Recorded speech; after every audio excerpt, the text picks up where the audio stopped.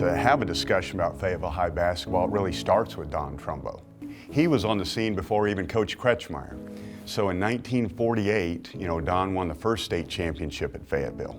And in '49, they didn't have all the guys back, but they still won the second state championship with Don there.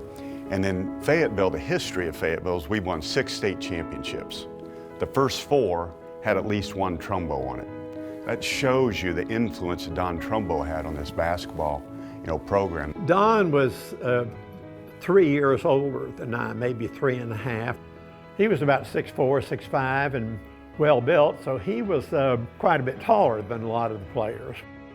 He was a really good athlete.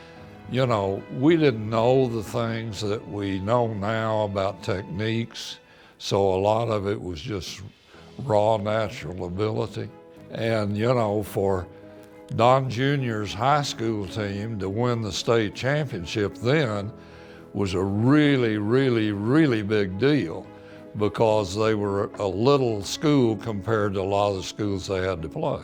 But it was fun. Stokenberry was quite a coach, and he worked you hard.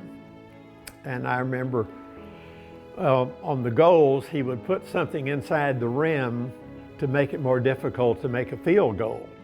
The coach would tell him to stall.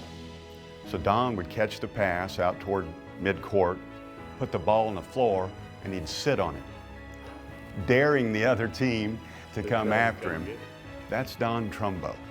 He played college basketball for Glenn Rose. Glenn was a big defensive coach, and you had to be able to play defense.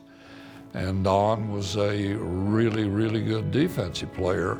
In high school, he was always regarded as kind of wild, because what he really was irreverent. He paid no attention to society's conventions. He was a natural iconoclast and remained that way all of his life. Don was blunt. Don was straightforward. Don was not politically correct. One of the greatest communicators that I've ever known.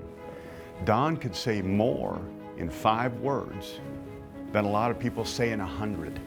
He decided, almost as a one-man army, that the system of city government needed to be changed.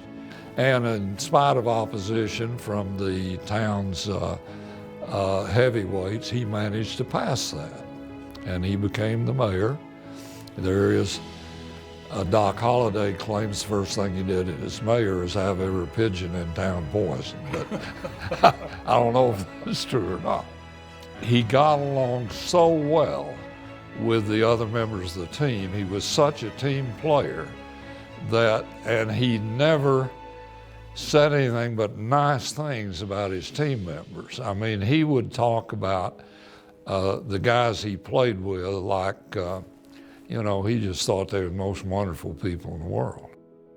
So not only was he a great basketball player, great athlete, great stockbroker, but Don was involved in the community and giving back, and he was the chairman of the Boys and Girls Club. So he was always teaching and showing how to get involved, how to give back. He was just a leader. He was an infectious leader. You wanted to be with him, you wanted to follow him. It wouldn't be a Hall of Greats without Don Trumbo.